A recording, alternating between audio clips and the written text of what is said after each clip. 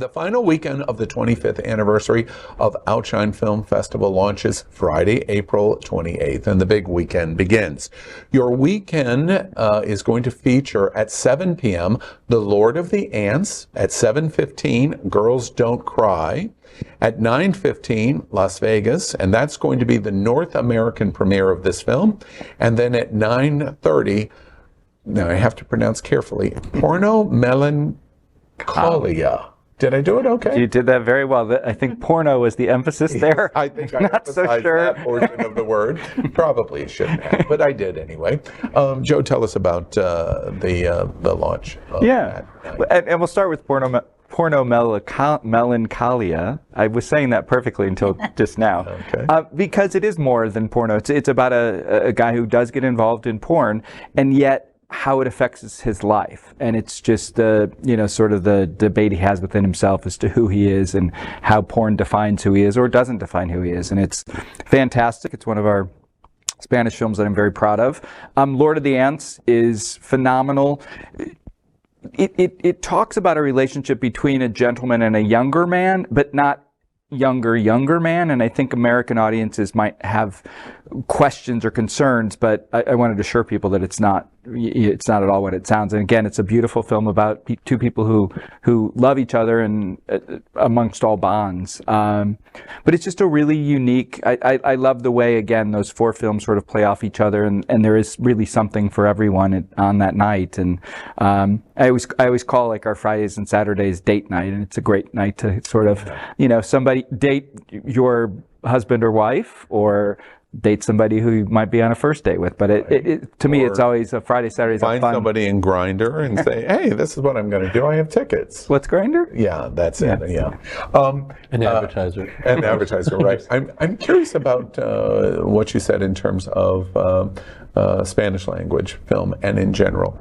An LGBT film festival embraces language films as much as they do English spoken word films. Sure. Is that, do you find in the film festival circuit, is that unusual that LGBT does it more, or it's?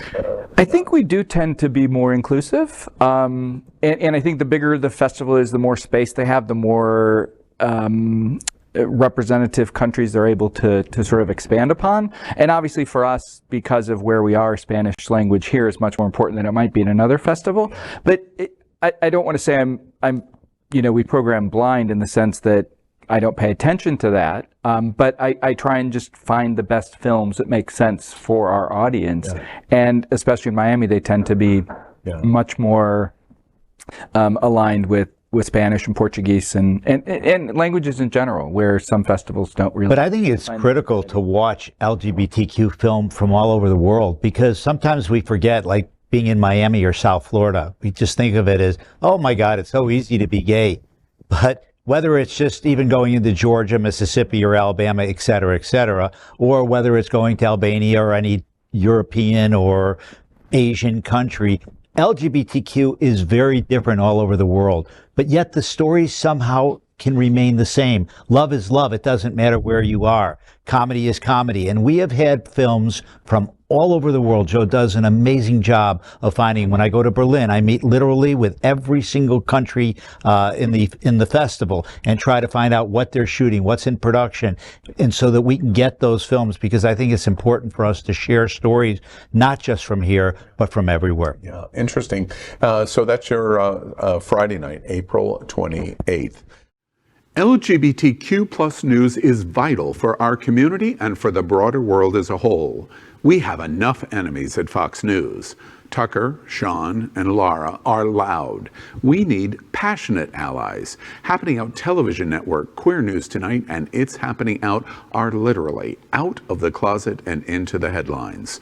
Our community needs your support. Like this broadcast and subscribe now to ensure the growth of the entire LGBTQ plus community.